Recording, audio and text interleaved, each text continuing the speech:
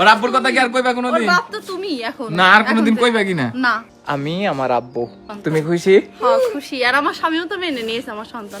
দীর্ঘ ২১ দিন নানা নাটকীয়তার পর আলম হাসান অবশেষে মুক্তাকে নিজের বাড়িতে নিয়ে আসলো। এবারও অনেকগুলো শর্তের মধ্যে দিয়ে মুক্তাকে নিয়ে আসলো। প্রথম শর্ত ছিল মুক্তার প্রথম সংসারের সন্তানকে আলম হাসানকে মেনে নিতে হবে।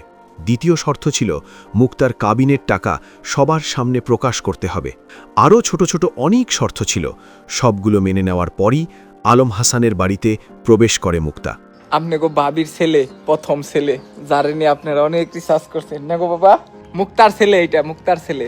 মুক্তার হচ্ছে প্রথম সন্তান। তোমার আম্মু তোমার এখনই অস্বীকার করে, ওই রকম আম্মু লাগবো না। হে মার এদিকে দৌড় দিছে গো। চলে গেলাম, হ্যাঁ সন্তান নিয়ে চলে গেলাম। আলম হাসান আর কোনো অশান্তি চায় না, যার কারণেই মুক্তাকে এখনও ভালোবাসা দিয়ে আগলে রেখেছে। মুক্তার প্রতি মানুষের হাজারো অপবাদ মাটি চাপা দিয়ে সংসার করতে চায় আলম হাসান।